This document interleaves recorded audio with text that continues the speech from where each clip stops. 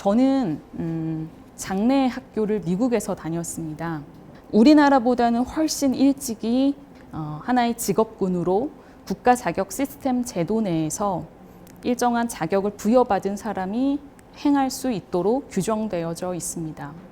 장례지도학과가 생겨난 지 23년이 지났고 장례지도사라는 직업이 하나의 직업군으로서 역할을 한 지도 시기가 많이 지났는데 사람들은 아직도 장례지도학과라는 이야기를 들었을 때 고개를 갸우뚱하곤 합니다. 누구는 또 이렇게도 이야기를 합니다. 장례, 누군가의 미래를 지도한다고? 라고 자칫 오해를 하시기도 하고요. 또 장례지도학과라는 학과에 두려움 어린 섞인 시선이라든지 다양한 시선들을 받곤 합니다. 출생으로 한 사람의 인생이 출발되듯 장례지도사로 인해서 한 사람의 인생이 마무리되고 그리고 죽음이라는 건 누구나에게 찾아오게 되는 그런 시간입니다. 그럼에도 불구하고 우리는 죽음이라는 것을 좀 터부시하고 뭔가 내일이 아닌 것처럼 치부하기도 합니다. 과거의 상장례는 품앗이의 문화를 가지고 있었습니다. 누군가 그 마을에서 한 집이 상을 당하면 가족과 친인척은 물론이고 그 주변에 사는 마을 주민들이 함께 하던 일을 멈추고 팔 걷어붙이고 오셔서 함께 그 일을 도왔습니다. 아이들은 상여의 꽃을 같이 접기도 했고요. 또 여성들은 조문 오는 분들을 위해서 또 일하시는 분들을 위해서 음식을 함께 장만했고 그리고 또 남성분들은 힘쓰는 일이나 아니면 의례를 진행하는데 함께 힘을 보탰습니다. 집안의 어르신분들은 염습을 직접 집도하면서 또 여러 가지 장례 전반에 걸친 일들을 함께 도와주었습니다. 그러면서 우리는 죽음의 다양한 모습들을 직접 옆에서 볼 수 있었습니다. 죽음의 무게, 삶의 무게를 함께 느낄 수 있었습니다. 그리고 상장례에 함께 참여해 주신 모든 분들이 유족들에게는 든든한 정서적 지원군들이었고 또 상장례가 이루어지는 그 공간 안에서 우리는 함께 정서적으로 서로 위로받고 위로하는 그런 장소가 되어 주었습니다. 그러던 상장례가 산업화, 도시화를 거치면서 그 모습이 참 많이 변하게 됩니다. 집 밖에서 돌아가시는 것을 객사라고 하여 금기시했던 문화였습니다. 그러나 산업화로 인해서 또 도시화로 인해서 우리의 주거 형태는 아파트가 되었고 장례를 도저히 집 안에서 치를 수 있게 되지 않은 그런 환경이 되었습니다. 그리고 또 바쁜 현대인들이 장례가 났다 하더라도 하던 일을 다 멈추고 뛰어올 수도 없는 상황이고요.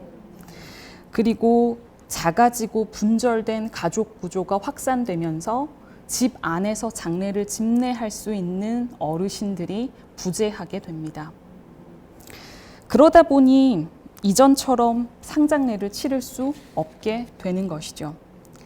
그리하여 90년대 말, 2000년대 초반에 우리 사회에 낯선 이름 하나가 등장하게 됩니다. 병원의 영안실이라는 이름에서 탈바꿈하여 예식장을 이미지화한 장례식장이라는 이름이 우리 사회에 등장하게 됩니다. 이름만 바뀐 것이 아니라 그 외형도 이미지도 세련되고 깔끔하게 바뀌어졌고 장례식장이 문을 열고 들어서면 안내 데스크가 사람들을 맞이하게 되어 있습니다. 그리고 그곳엔 한 생명을 배웅하는 장례 지도사들이 있습니다.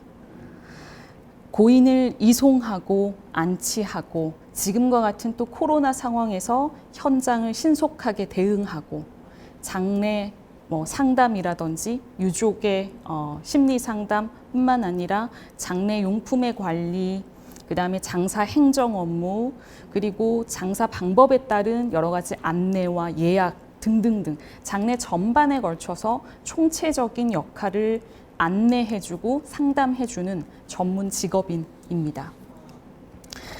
이러한 역할들을 수행하기 위해서는 지식도 기술도 필요하게 되겠지요. 장래의 절차에 대해서도 알아야 하고 또 장래의 문화에 대해서도 이해할 수 있어야 되고 또 장래 경영의 흐름을 읽을 수 있어야 하고 제도나 장사법, 장사 행정 업무 등등등 이러한 기술과 이론들을 습득하기 위해서 다양한 커리큘럼들이 생겨났습니다. 그것을 시작으로 99년도 을지대학교에서 우리나라 최초로 장래 지도학과라는 새로운 학과가 탄생하게 됩니다. 지금도 우리나라에서 4년제로는 유일하게 하나의 학교밖에 없습니다.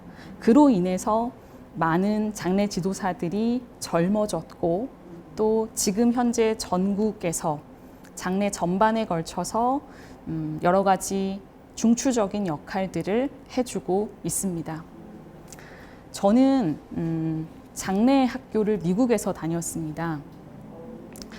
우리나라보다는 훨씬 일찍이 장래 지도사라는 직업이 하나의 직업군으로 국가 자격 시스템 제도 내에서 일정한 자격을 부여받은 사람이 행할 수 있도록 규정되어져 있습니다.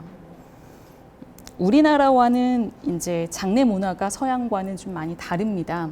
우리나라는 3일 내내 장례식장에 머물면서 장례를 치르지만 미국 서양의 문화는 한날 한시에 장례식장에서 고인을 모시고 고인을 직접 장례식장에 모시고 관을 반 정도 오픈한 상태에서 접견하면서 장례를 치릅니다.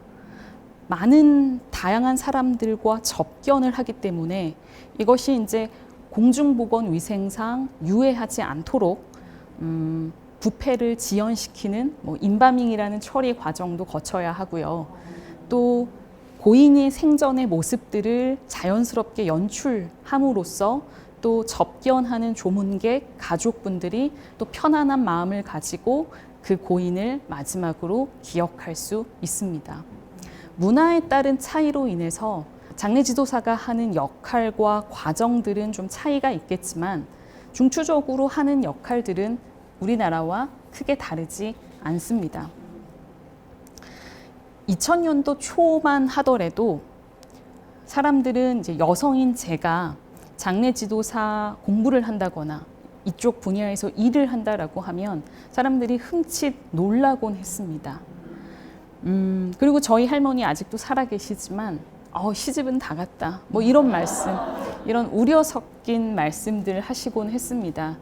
그것은 이제 고인을 대면하는 일에 대해 두려움과 또 부정적인 시선들, 그럼으로써 다양한 시선들을 받게 되는 것 같습니다.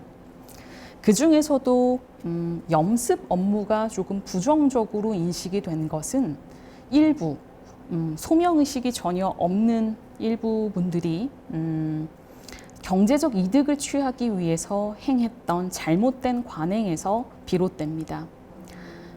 조선시대 우리나라 왕이나 왕비가 승하하면 내관이나 여관들이 염습을 담당했고요. 또 집안의 어르신들이 돌아가시게 되면 그 집안의 자식이나 아니면 또 어르신들이 대신해서 염습을 직접 진행했습니다. 그러다 보니 집 안에서 염습을 가르쳐주고 또 장례 전반을 배우고 가르치는 일들이 종종 있었습니다. 의사의 손에 의해서 사람이 탄생의 순간을 맞듯이 장례 지도사는 한 인생을 마무리하고 배웅하는 그런 역할들을 합니다. 인생에서 꼭 필요한 일이지요. 고인을 잘 모시고 또 유족이 위로받는 모습을 보면서 보람을 찾습니다. 요즘에는 평생 직장이라는 개념이 많이 사라졌습니다. 그럼에도 자기가 사명을 다할 수 있는 일을 발견하게 되면 그 일을 오랫동안 할 수 있고 또 평생 동안 할 수도 있게 되는 거죠. 그렇듯이 이 일을 천직으로 여기고 소명을 다하는 그런 분들도 많이 있습니다.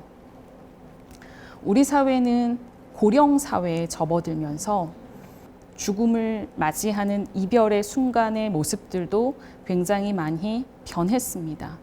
그리고 또 앞으로도 계속 변해야 한다고 생각합니다. 장례의 주요 기능은 고인을 적절하게 모시는 것뿐만 아니라 고인과 잘 이별하는 의식을 치르는 것, 그리고 유족을 위로하는 역할입니다. 그리고 이러한 기능들이 제대로 작동하기 위해서는 장례식을 조금 더 의미 있게 치룰 수 있어야 합니다.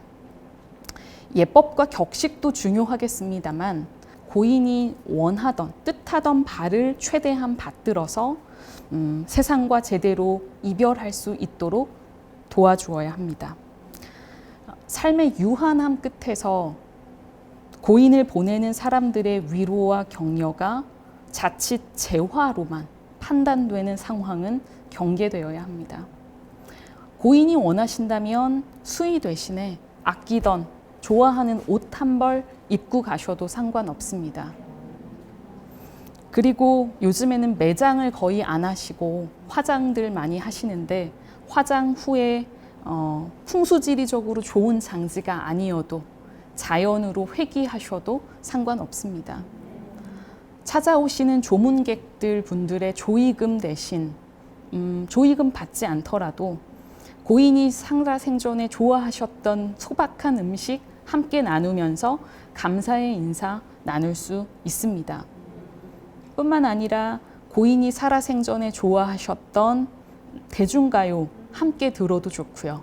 그러면서 조금은 웃으면서 고인과 작별할 수 있는 그런 장례식도 필요하다고 생각합니다. 한 사람이 좋은 삶을 살고 행복하게 삶을 마무리하는 존엄성 있는 죽음이 지켜지기 위해서는 장례 지도사의 따뜻한 배움과 진심으로 고인을 기리는 장례 준비가 필요하겠습니다. 그렇게 하기 위해서는 우리는 죽음을 조금 더 자연스럽게 받아들이고 나의 장례식에 대해서도 조금은 유쾌하게 그렇게 생각해 보시는 것도 좋을 것 같습니다. 감사합니다.